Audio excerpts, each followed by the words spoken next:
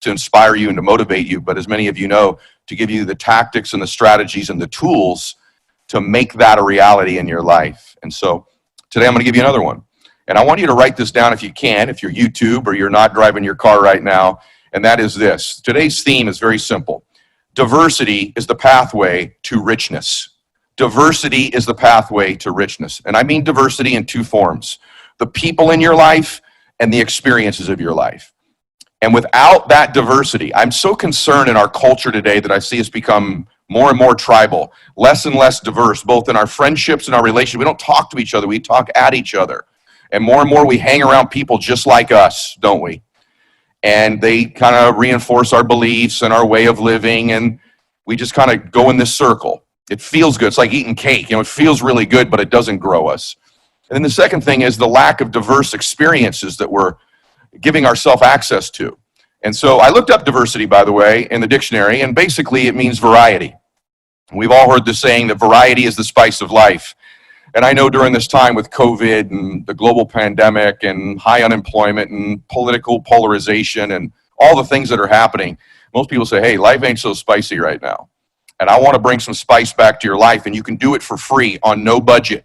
That spice, that variety, comes through diversity. So the experience that I had this week that I wanted to share with you, and I can only talk about it for a few minutes because every time I get going, I can't finish sentences. But I dropped my son off at college yesterday, and can't do it. Sorry. My boy left me yesterday. It hit me much harder than I thought it would, and it's hitting me even harder again today. And I think one of the reasons is that I liked our kind of lack of variety, our lack of diversity. I had him under my roof every single day. But what I keep reminding myself of is how amazing these next 4 years can be for my son. Why? Because he's about to have the most diverse experience of his lifetime, isn't he? He's already meeting people that he didn't grow up around, people from different backgrounds, different countries, different economic situations, different religions. He's going to be introduced to different ways of thinking. He's going to have decisions and choices to make, good and bad, isn't he, during these years? But any of you that went to college or have sent a child off to college, it's 4 of the best years of most people's lives. Why? It's the most diverse years of their life. So if that's true for Max, I got to be excited for him, don't I? As emotional as I am for myself. But it's also true for you. It's true for me. There's a direct correlation and connection between the amount of diversity in our life, variety, and how happy we are, how much we're growing. By the way, how wealthy you'll get too. And so when I dropped Max off, I want to tell you first about making decisions. I said, Max, you're going to have a lot of decisions you're going to have to make in your life when you're here for the first time. And when I say diversity and variety and chase diversity and variety, I don't mean things that you are knowingly aware of could be harmful to you. So when you're offered a drug or a particular drink or some situation or decisions you got to make, Max, there's only 2 things you need to remember. So this is the next thing I'd have you all write down. I said, Max, you need to remember who you are as a man, your identity, and number 2, what you stand for. And if every decision comes your way, you just remind yourself, who am I and what do I stand for? And is this choice, this decision consistent with that? Then you'll make the right decision. And I know that for a fact. By the way, for you in your life, who are you and what do you stand for? And have you been living that way recently? Because I think you love all people. I think you want to chase experiences. I think you want memories and moments in your life and you want to be happier. All of that is in this place that most of us avoid as we get older, which is new things, diverse things, different people, different ways of thinking. You're taught in the world right now, aren't you, man? These people are different. They're your enemy. Everybody in the world, both the left political party and the right political party, will tell you, your life's messed up because of these people. It's not your fault, it's their fault. Both parties do it, right? It's interesting. So many people say, you don't know what it's like to be me. But they seem to be an expert on what it's like to be you. Maybe those of you that think you're an expert on what it's like to be somebody else, or you've got an opinion about somebody's life, ask yourself if you've walked in their shoes. Ask yourself if you've had their experiences. And if you haven't, why don't you start to get to know people like that, and maybe your opinion could evolve or change. Or at least you'd have an experience, wouldn't you, that's unique and different than the one you're having with the same 3, 4, 5 people you talk to that go to the same 3, 4, 5 places. And so you can have diversity right now on no budget. I'm going to talk about those things with you today. And I'm excited for my son that he's going to have this diverse and amazing variety in his life going forward, different golf courses, different places he'll go, different things he's going to have to learn, tools and skills that he didn't have to learn when his mom was caring for him. By the way, a lot of you say to me, you talk about your family, but not all the time, not as often as some people might. That's because, just to be candid with you, they deserve their privacy. They want their privacy. And you'd be surprised when you're a public person, some of the scary things that happen when you expose your family quite too much. But I felt compelled to share that experience with you because it was life-changing for him and it's life-changing for me. And the lesson there is it can be life-changing for you as well. So diversity in all forms. Remember I said diversity in people in your life, and I want you to really evaluate that. The last 90 days or so, how many diverse conversations you have with people that grew up completely differently than you? Different background, different race, different religion, right? Different experience. You're in your business. How many people that are around you are very different than you, right? They look different, they talk different, they come from somewhere different. They bring different experiences, perspectives, thoughts, opinions, nuances to the table that are beautiful. See, as a country, we are better together. We're not all the same. People say, well, we're all the same. No, we're not all the same. And that's what makes it so beautiful. We're not all the same. But together, we're stronger. Some people ask me if I'm going to run for office. I don't know, but I doubt it. But one of the only reasons I would is I would do it to bring people together. I'm so tired of these political parties, the media, everybody, social media, putting us against each other. And the other people, well, we're not the same. We're beautiful combined. Our combined experience, our combined skills, our combined thoughts, our combined lives, our combined souls are better together, are better. I'm not saying everybody's good. I don't believe that. I don't believe everybody should be in your circle. But one of the things that's confusing to a lot of people is they say, well, wait a minute, I listen to you, I listen to social media, it says, hey, keep your circle small, only have people there that support your way of thinking. You're not understanding what that means. So let me clarify it for you. I mean people that support your dreams, that support you, that support who you are and what you stand for, to go back to my conversation with Max. I don't want anybody in my life who doesn't support who I am and what I stand for, right? But I want them to express it. I want them to challenge me. I don't want everybody to think politically the same as me. I don't have the same personality as me. If you're a really serious person, wouldn't it be more spicy, more diverse to have some hilarious people around you? If you're a complete right-winger, wouldn't it be just more diverse and interesting at lunch, at dinner, with someone who's on the left, or vice versa? Man, have some women friends, women. Hey guys, how about have some conversations with some ladies that you're not just dating? Just get to know their experience, what they're thinking about, what they fear, what they worry, what they want, what they chase, what their anxieties are, what their dreams are, what their insecurities are, and vice versa. That's how we get better. And so your life, right, if you, I want to be happier, one of the ways is more diversity. And so if you haven't had a lot of that lately, chase it. There's someone at work that you could reach out to you don't know. Say, I want to get to know you better. Let's have a conversation. Let's have a Zoom. If you can get together, have a cup of coffee, depending on where you live. Tell me about your life. I see at the office when we were there, I don't know anything about you. One of the things that drives my friends crazy is that if they get in an Uber with me or a limo, they know I'm not talking to them, I'm talking to the driver. Anybody who drives me or anything like that, because I believe human beings are gifts, and only is that revealed to you when you open them up. And so I know I interview, kind of one of the things I do here is I interview, but I get to know people. I love people. It drives my friends crazy because they know we get in a car, if it's an hour, Eddie's talking to the driver the whole time. I want to know, where are you from? What's your upbringing? Right? Because they're diverse. That's spice. I already know these other three. I can talk to them later. I want to talk to this person. I was driving last week, example, a guy picked me up. It's from Lebanon. I said, hey, man, what's it like there? Take me through it. And I learned a lot. My life's better because I'm not from Lebanon. I've never been to Lebanon. But I had this picture of what it was like. And he's like, actually, where I grew up, man, gated community, middle class, Christians, Jews, Muslims, agnostic, all on my street. And we had street parties and we all got along great. I said, you're kidding me. That wasn't kind of my image. He goes, well, there's places where it's not like that. But where I lived, just like where you would live here. I said, you're kidding me. No way. And we had a great conversation. He's got 3 children. This guy's from Lebanon. One of his kids that immigrated here, one of his kids is at Harvard. He's kicking butt, man. He's driving Uber to help support tuition. My life was richer because of that experience. Didn't cost me any money. My life got better. So were yours if you chase diversity. By the way, so will your business. So I want to talk to you entrepreneurs for a minute. Diversity is the key. I don't believe, by the way, hiring on skin color, one way or the other. I don't go, well, your skin's darker, I'm hiring you, or your skin's lighter, I'm hiring you. I don't hire on genitalia or gender either. I hire the person that's the best for the job. Like for the presidential race right now, I'm not going to tell you who I'm voting for, but I can tell you this. Their gender has nothing to do with who I'm voting for, pro or con. Who's the best person for the job? Having said that, one of the mistakes entrepreneurs make, and we make in our lives that I made when I was young is, I started to look at my business when I was younger. Everyone around me, my clients, the people that work with me, were all just like me. You looked around my business when I was 25, 26 years old. They're all guys, all former athletes or military or police, all kind of the testosterone masculine crowd. And they loved my messages. They loved how I talked, the veins sticking out, getting all fired up, yelling and screaming. And I'd get this reinforcement, so I thought I was doing it right. One of the mistakes you entrepreneurs make is you keep getting reinforced your way of thinking. You do it in politics too, don't you? You watch on TV exactly what you already believe, right? Your phone's programmed now that what you've clicked on, they're going to feed you more of what you like. And in work, we do it too. Why? Why is it that those guys all were like me? You know why? Because we like people that are like us. We just do. It's an unconscious bias. Everybody has it. Black people have it. White people have it. Old people have it. Young people have it. It's an unconscious bias. We like people like us. It's not horrible to have. It's horrible not to be aware of. And so you have unconscious bias in your friendships, in your politics, and in your hiring and training and work. And so I had all these guys. They loved what I talked about. It was great. You're great, Ed. Thank you. And we were all fired up all the time about how supposedly great our company was. But guess what? That's a limited segment of the world. So is people just like you.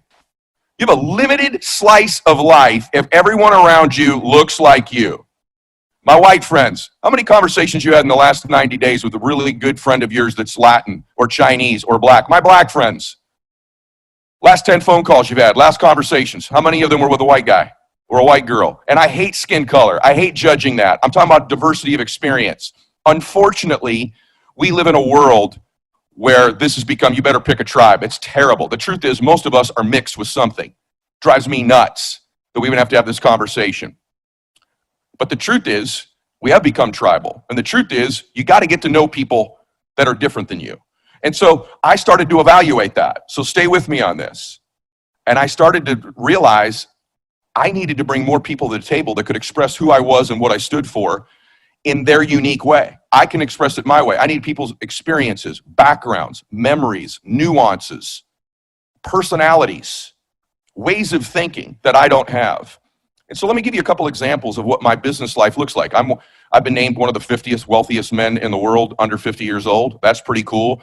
My podcast and my show that you're watching, if it's on YouTube, fastest growing show in the world. A couple different magazines picked me the fastest growing businessman in the history of social media. That's pretty cool. In just 3 years, millions of people around the world listen to my content, and my audience is unbelievably what? Diverse. 52% women, 48% men. 48% of my audience is under 35 years old. 52% of my audience is over. Global and in the United States. I have entrepreneurs and non-entrepreneurs. I have Christians, Muslims, Jews, agnostics. I have people that are, trying to win financially in life and people that want to win spiritually in life. It's diverse. Why is that? Because obviously I'm that same guy that when I was 25. It's who I've surrounded myself with. So many of you may not know this, but I want you to think about something. I'd love to tell you that all that stuff's grown because I'm so incredible and so wonderful, but that's just not the case. The reason it's grown like it has is because of the diversity and the variety and the spice around me. Not only do I enjoy it, but it's tremendously changed my financial situation. By the way, I do all the social media stuff for free, as you know, but it's grown my brand. So let me give you an example. This social media, YouTube, iTunes, Spotify, wherever you're listening to me, Instagram, Twitter, Facebook, all of that enterprise of mine, my public reputation and brand, the CEO and president of that company, the leader of that company, is a woman, a young woman, a young black woman, and one of my dearest friends whom I love named Trevi. So yeah, this entire thing you're consuming from me, turns out it's driven by someone different than me, someone better than me, someone who brings experiences and thoughts. So it's my message, it's my brand, it's what I stand for. I hire for people who understand who I am and what I stand for, but can help me express it differently. Maybe in your case, get to markets differently. And so everything I do, I've trusted my entire public reputation and content with Trevi. And I wouldn't have anybody else do it. I hope she stays forever. I love her. So that's who leads that part of my organization. The person who creates the content that you see on social media, also a woman, Athena. The person who handles all my personal finances, my bookkeeping, my accounting, my taxes, everything, a woman, Sue. The person who runs my new financial venture that I have, a woman. She's Greek and Latin. Her name's Nicole. She's awesome.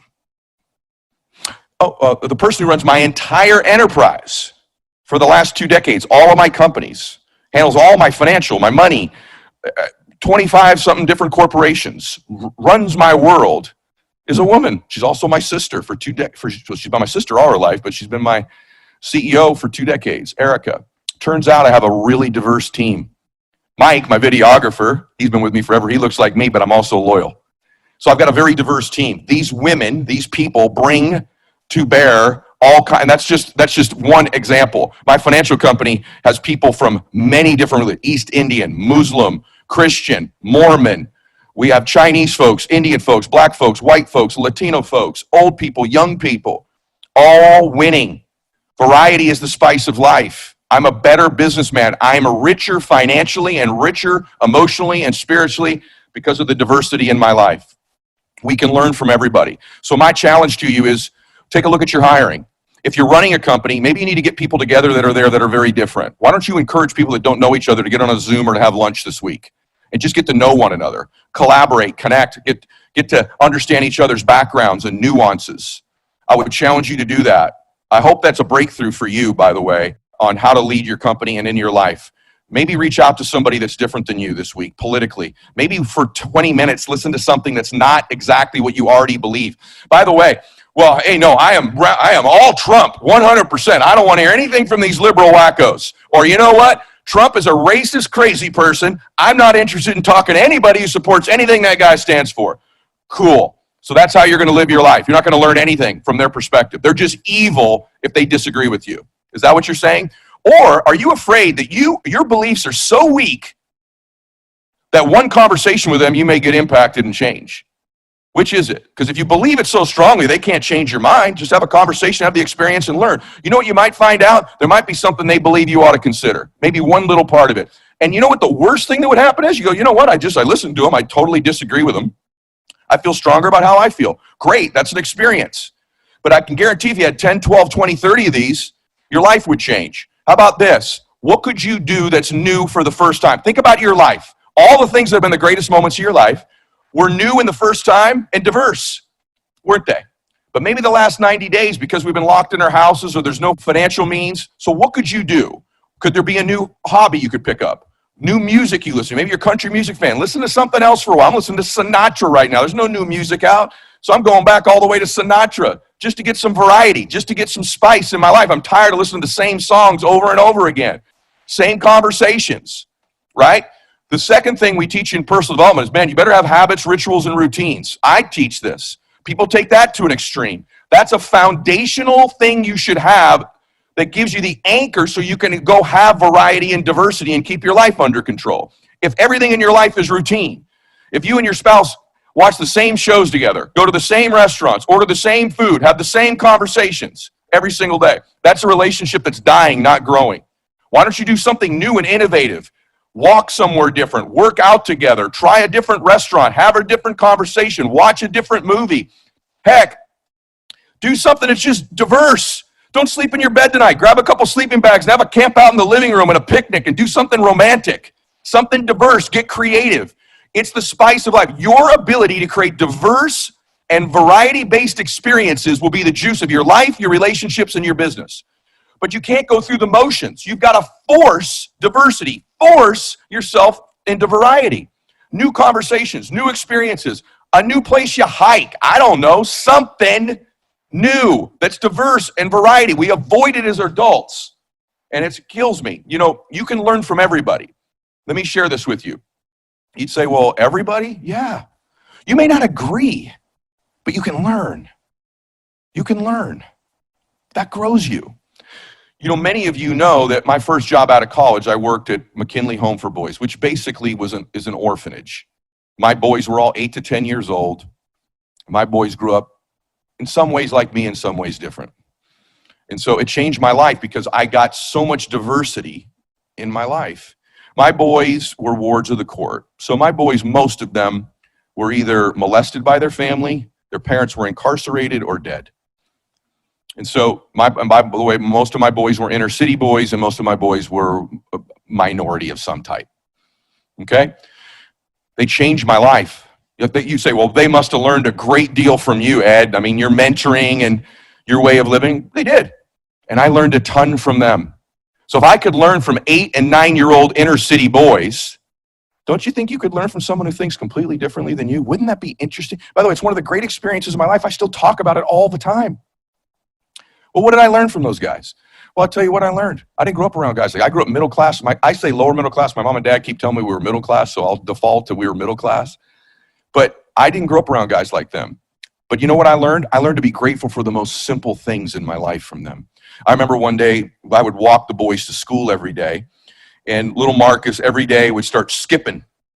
We always walked in a line, and he would start skipping. I say, Marcus, get back in line, brother. Okay, Eddie. And he would do it every day. So finally, one day, he skipped again. I said, Marcus, you need to get back in line, man. I'm not going to tell you 3 times. And he looks at me with this beautiful little face.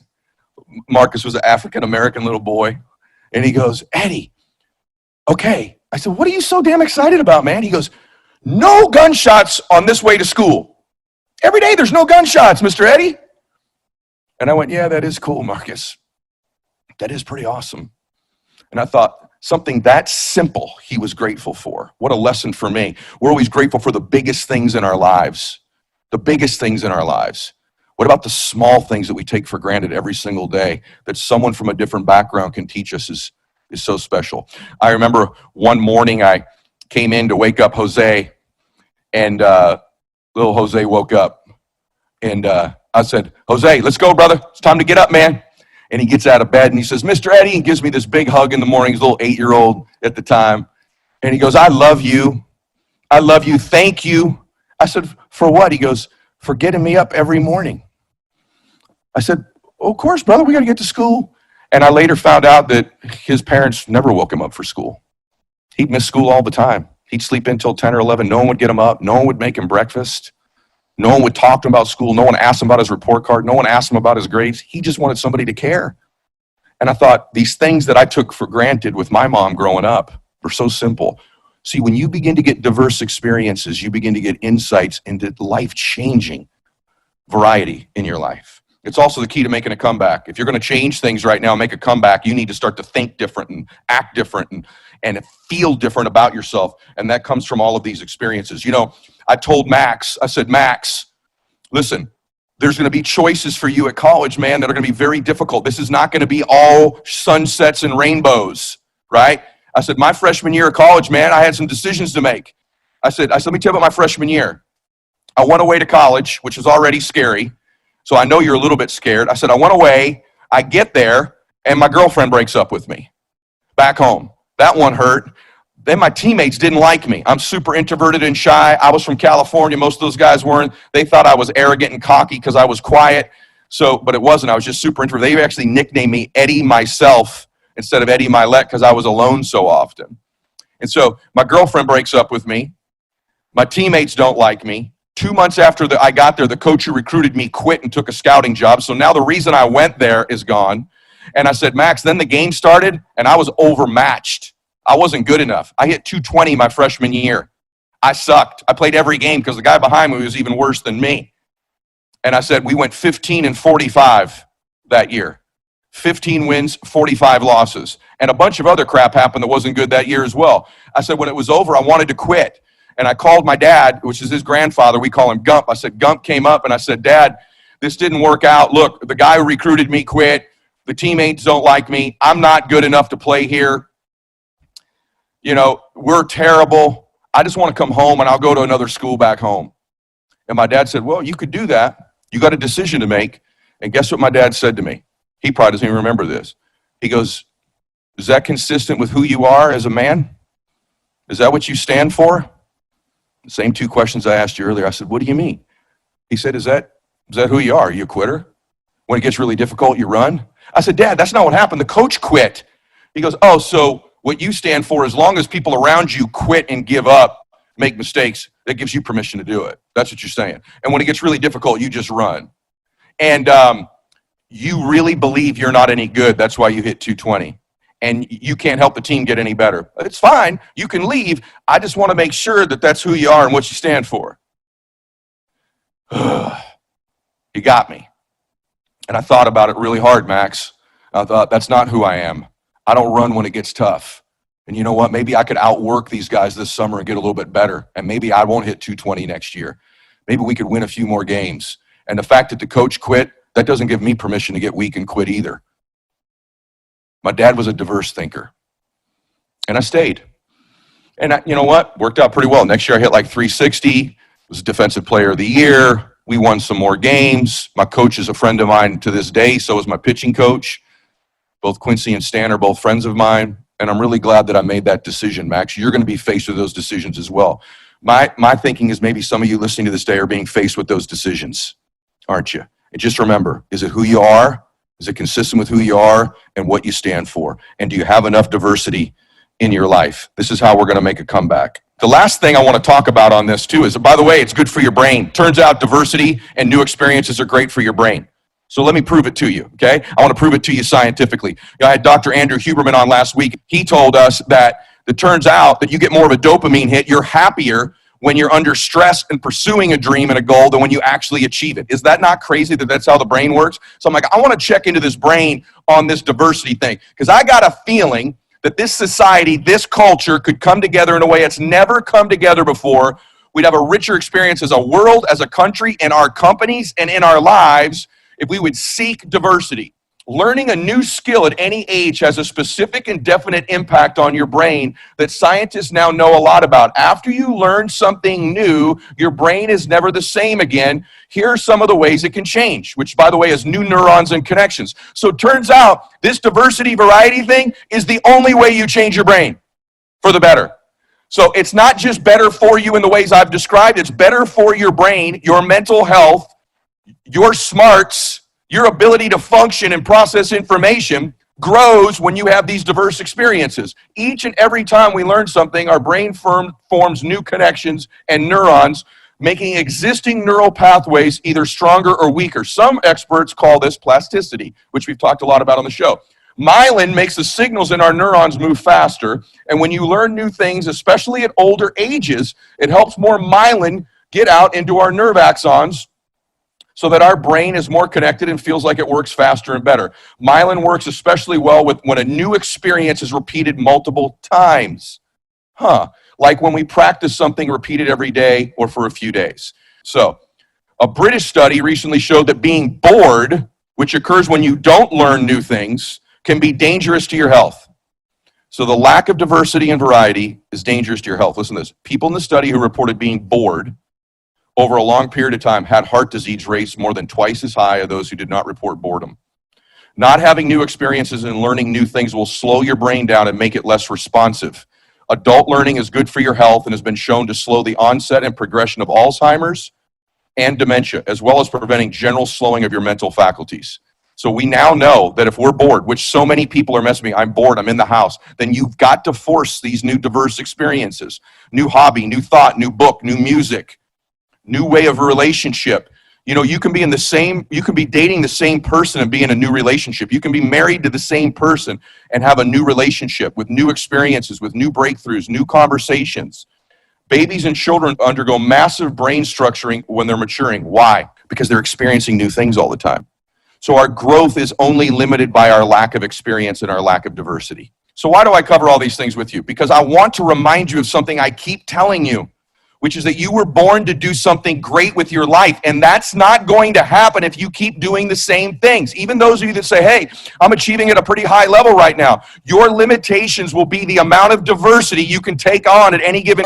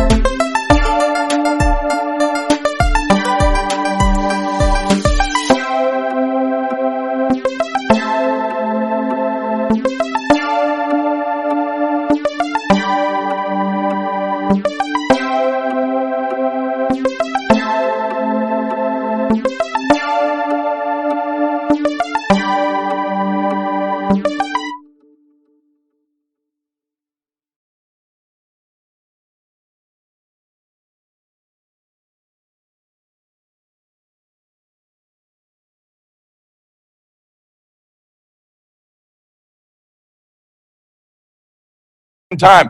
Said another way, the quality of our life is actually the amount of uncertainty that we can deal with at any given time. Uncertainty is correlated to diversity and variety, doing something new.